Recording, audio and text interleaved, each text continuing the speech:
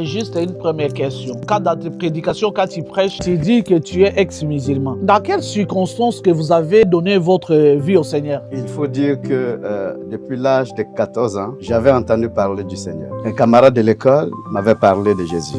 Et il m'avait remis un Nouveau Testament. Parce qu'à l'époque, quand il m'a parlé, ça ne me disait rien. Comme j'étais musulman, mes parents sont musulmans, donc j'étais pratiquant. Comme je suis un peu curieux, j'ai commencé à le lire. Ça m'a intéressé. Une fois, il m'a invité à son église. Donc je suis allé à 14 ans avec lui à un culte un dimanche. Quand je suis rentré à la maison et mes parents ont su que j'étais allé à l'église, ils se sont levés contre moi me disant qu'on ne veut plus te voir aller à l'église. Un musulman ne peut pas se retrouver dans une église. Donc ce qui fait que je ne partais plus à l'église, mais j'avais le Nouveau Testament que j'ai quand même parcouru, j'ai tout lu. J'ai découvert les miracles que Jésus faisait, j'ai vu des résurrections de Lazare, j'ai vu des choses, j'ai dit mais ça c'est impressionnant.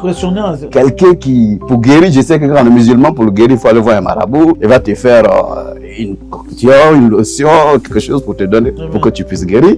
Mais la Bible me dit, Jésus il dit, sois guéri autour de le miracle s'accomplissait. J'ai dit, mais ça c'est quoi ça? Donc ça m'avait impressionné. J'ai continué à être musulman, tout ça. Mais quand la sémence est entrée, ce qui fait quand je suis arrivé en Europe, tout allait bien sans problème. Mais à un moment donné, les difficultés ont commencé, surtout dans mon couple. Et c'est comme ça que une nuit, quelque chose m'a dit, il faut que tu réfléchisses à être chrétien. Parce que là, tu n'avais plus l'opposition parentale qui était là, tu es devenu majeur. Donc là, tu dois prendre ta vie en main et faire ce que tu as envie de faire.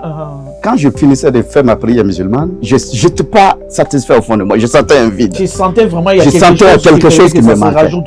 Exactement. Quand j'ai fini ma prière musulmane, je me retrouvais à continuer maintenant à faire des prières chrétiennes. Quand je faisais ces prières chrétiennes, je sentais que j'étais vraiment, il y a comme une joie qui m'envahissait. Voilà, comme si on dirait, à côté il y avait une vide, mais tu commençais à être une joie qui m'envahissait. Voilà, d'accord. Et donc, c'est comme ça, comme j'avais lu tout le Nouveau Testament, et j'avais compris que quand tu veux être chrétien, il faut te baptiser, tout ça. Un jour, j'ai dit au Seigneur, moi je vais devenir chrétien. Comme il n'y a personne pour me baptiser, moi-même je vais me baptiser. Pour te montrer, je vais me baptiser. Pour te montrer que je suis sérieux dans ma conviction d'être sûr. J'ai rempli ma baignoire. J'ai bien rempli la baignoire à la maison. D'accord. Je suis rentré dedans moi-même. Toi-même, j'ai dit, je me baptise au nom du Père, du Fils et du Saint-Esprit. Et je suis sorti. J'ai dit, Seigneur, aujourd'hui, je veux te suivre. J'étais sur mon lit en train de lire à ce moment. J'ai repris maintenant la Bible, le Nouveau Testament, en train de le lire. Vers 14 h, quand je lisais la Bible, à un moment donné, j'ai commencé à parler en langue.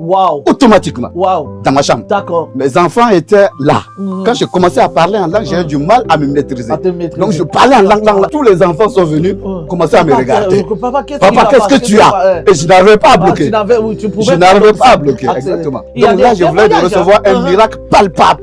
Que Dieu m'a dit, je suis sur le bon chemin. Voilà. Parce que seul à la maison, j'ai parlé en langue. Le lendemain de mon baptême, seul, dans ma chambre, dans mon lit, j'ai compris que non, Dieu était là. Dieu était là. Que c'était vraiment le chemin que je devais prendre. Alléluia. Il fallait que je trouve une église locale. J'ai commencé à chercher au Luxembourg. Quelle église où je peux aller pour avoir une croissance spirituelle. Après avoir été baptisé. Exactement. Baptisé, parler en langue, il faut que je trouve une église. Là où je vais m'asseoir pour que je puisse faire fortifier la croissance spirituelle, pour croître spirituellement. L'auto-baptême, ce n'est pas doctrinal, il faut que je dise un mot dessus comme je suis pasteur. D'accord. Le s'auto-baptiser, ce n'est pas doctrinal. Donc quand je suis venu à l'église, mon père m'a enseigné, il m'a rebaptisé pour être conforme à la parole de Dieu. Pour respecter des normes. Pour que les gens ne disent pas oui, on s'auto-baptise. D'accord.